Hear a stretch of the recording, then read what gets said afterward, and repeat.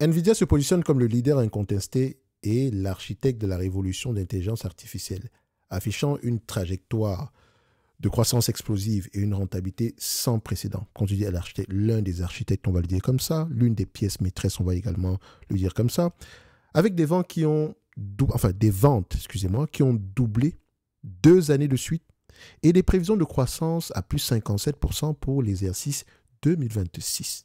L'entreprise opère à une échelle phénoménale, surtout pour sa taille. Sa domination est soutenue par une marge brute supérieure à 72%, une génération de flux de trésorerie libre projetée à plus de 100 milliards de dollars par an et une feuille de route technologique robuste, donc les fameux Blackwell et Rubin. Donc, c'est une entreprise qui anticipe déjà le futur. Donc, tous ces éléments sont des catalyseurs majeurs. Donc, on peut également rajouter ceci, parce que c'est bien d'avoir une avance technologique, mais également des catalyseurs majeurs comme le partenariat stratégique monumental avec OpenAI, qui pourrait aller jusqu'à 100 milliards d'investements, et le potentiel de réintégration du marché chinois, c'est hypothétique, offre une marge de progression considérable, même si les attentes, les prévisions ne prennent pas en considération la réintégration du marché chinois.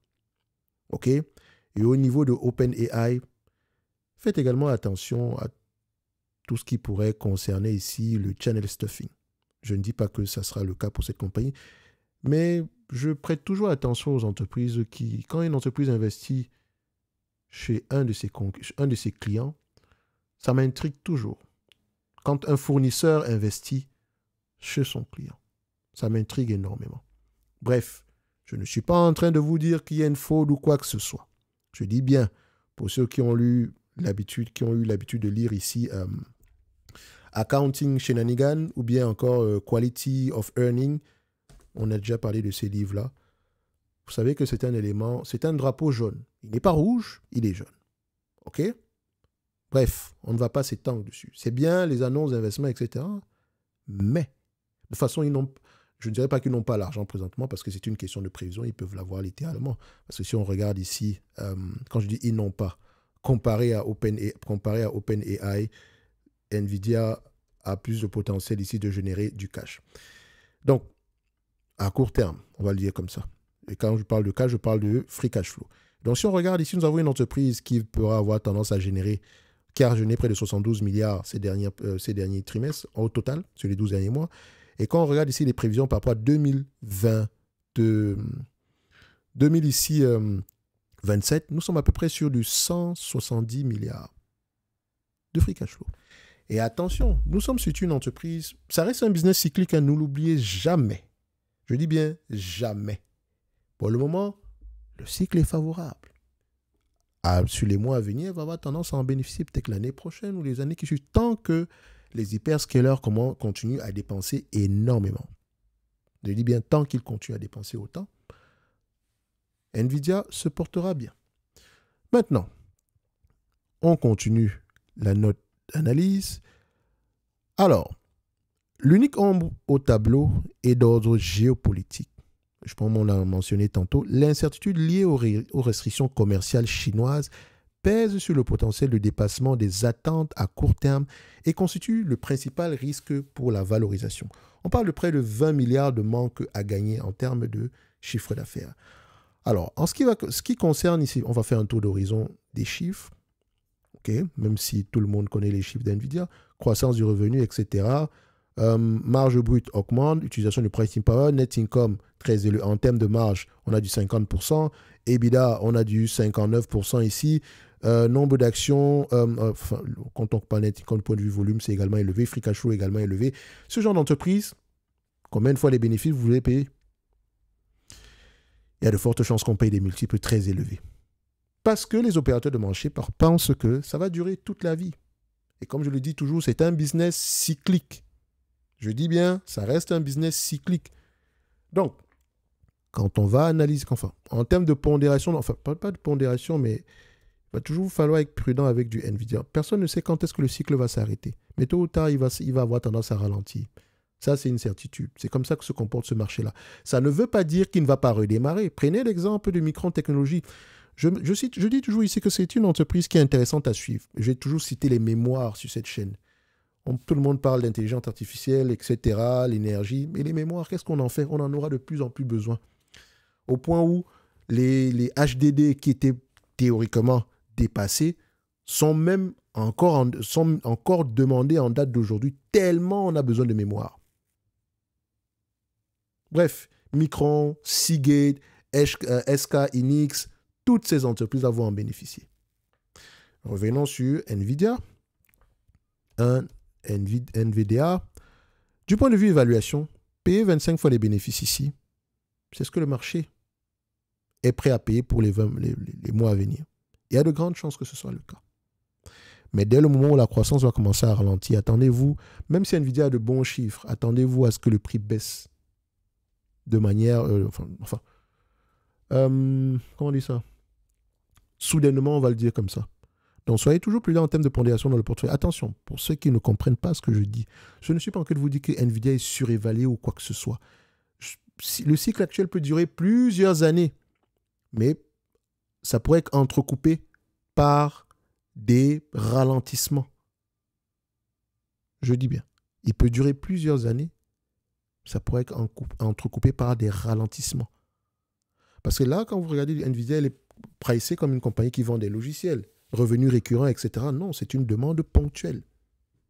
Je dis bien, c'est une demande ponctuelle. À un moment donné, ça va ralentir. Donc, je ne suis absolument pas pessimiste sur NVIDIA. Dans tous les cas de figure, elle a une avance technologique sur les autres. Et pour ceux qui connaissent ce secteur d'activité, vous savez que l'avance technologique peut durer quelques années. Mais ça ne veut pas dire que le leader d'aujourd'hui sera le leader de demain. C'est pour ça que le management est très important dans ce type d'entreprise-là. Donc, payer 25 fois les bénéfices ici, c'est très gentil. Normalement, je devrais normaliser ces résultats-là. Je ne sais même pas combien est-ce qu'NVIDIA va rapporter en 2030. Et il y a de fortes chances que c'est avec l'avance technologique actuelle qu'elle n'ait pas tendance à avoir le même niveau de revenu que précédemment. Donc, on est dans un dilemme. On est face à un dilemme. Si je paye 25 fois les bénéfices ici, ça donne à peu près $182 l'action. L'entreprise n'est pas endettée. Au contraire, elle a énormément de cash. 180, donc, énormément de cash, ça se voit, vous allez dire $1 et 13,33, c'est pas beaucoup, mais elle a du cash net. C'est déjà une bonne chose. Donc, pour cette compagnie, est-ce que je vais vérifier cette affaire-là? Fungraft. Excusez-moi. On va faire ça comme ça. Est-ce que c'est en quarterly? Voilà, on a plutôt presque $2 de dette net, de cash net ici par action. Donc, je mettrai ici aux alentours de $184 l'action. Ça prend déjà en considération une éventuelle croissance. Et en regardant les attentes des analystes, ils sont optimistes de manière générale jusqu'en 2028. Mais par rapport à il y a 6 mois, l'optimisme est de plus en plus élevé. Là, on avait $6,37 il y a 6 mois. Là, c'est $7,28. Presque $1 en supplément. Et rien n'exclut que ce ne soit peut-être 8, 10 ou $11 au fur et à mesure qu'on va se rapprocher de 2028. Je n'en sais strictement rien du tout. Le plus important pour moi, c'est si j'achète du NVIDIA à 25 fois les bénéfices, c'est parce que je pense qu'elle est capable de rapporter à peu près le même niveau de bénéfices net sur les 25 prochaines années. Est-ce que je suis sûr de cela? Ou bien, quel est mon niveau de... On dit ça? Quelle est la probabilité? Enfin, c'est pas la probabilité. Mon niveau de confiance par rapport à cette métrique-là, très peu élevé. Donc, je préfère rester sur les lignes de côté. J'observe du NVIDIA. Je sais pertinemment que court terme, moyen terme, ça va bien se passer. Mais au moment où il y aura un ralentissement, cette compagnie va avoir tendance, même si elle a de bons chiffres, d'aucuns vont dire, oui, mais NVIDIA a rapporté le chiffre d'affaires, il y a eu une croissance de 10%. Pourquoi est-ce que le prix baisse? Parce que le marché va commencer à penser que la croissance est terminée. Donc, ça va ralentir. Encore une fois, ne vous méprenez pas. Il y a une chose qui est certaine, c'est que je ne sais pas à quoi va ressembler le chiffre d'affaires d'NVIDIA d'ici 2028. Ça pourrait être bien plus élevé que ça, ou bien moins élevé, ou à peu près exactement ce qu'on attend. Et vu que pour moi, j'ai du mal par rapport à la récurrence des revenus ici, je préfère rester sur les lignes de côté. Et continuez à observer le bateau. Mais ça, c'est mon avis. Moi, je vous dirais pas, ne pas, encore que sur cette chaîne, vous faites ce que vous voulez. Je donne mon avis sur une entreprise ici, et cet avis n'engage que moi, je me réserve le droit de me tromper. Considérez que je me parle à moi-même. Mais ça reste une belle entreprise à suivre. En tout cas, pour ceux qui sont intéressés par tout ce qui concerne l'IA. Pour le moment, je mettrai 182 $ l'action. Est-ce qu'NVIDIA mérite d'avoir une place dans notre watchlist? Bien sûr. Et je viens dans la watchlist, c'est la consommation technologie. Voilà. On était à 182. On va voir à peu près la dernière fois qu'on a fait une note d'analyse sur NVIDIA. Pas une note d'analyse, une vidéo quantitative sur NVIDIA. On était à combien? Donc, je vais prendre ça, groupe, collapse all. On va directement information et technologie. NVDA. On cherche, on cherche, on cherche. On était à 95 $. Oh, c'était en juin 2025. Hein? Vous voyez, les choses, ça change très vite. C'est presque le double. Ah, attention. Je pense que j'ai dû, à 95, je pense que j'ai dû utiliser, comment on appelle ça? J'ai dû la prendre à 15 fois les bénéfices à cette période-là, si ma mémoire est bonne. OK? Oui, si ma mémoire est bonne, littéralement, je me connais, je sais que c'est un prix à partir duquel l'entreprise pourrait m'intéresser.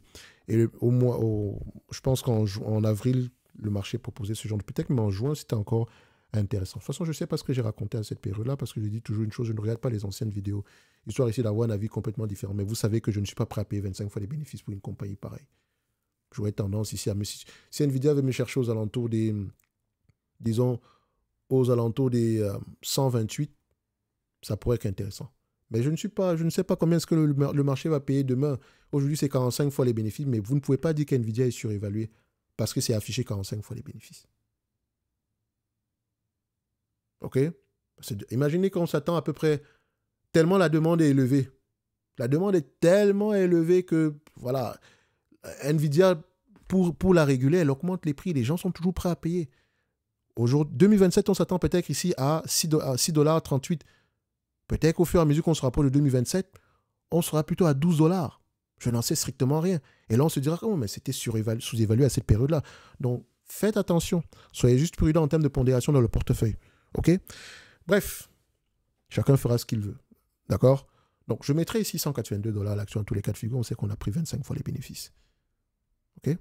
182, 1, 8, 2. J'ai été très gentil aujourd'hui. Donc, on met ça.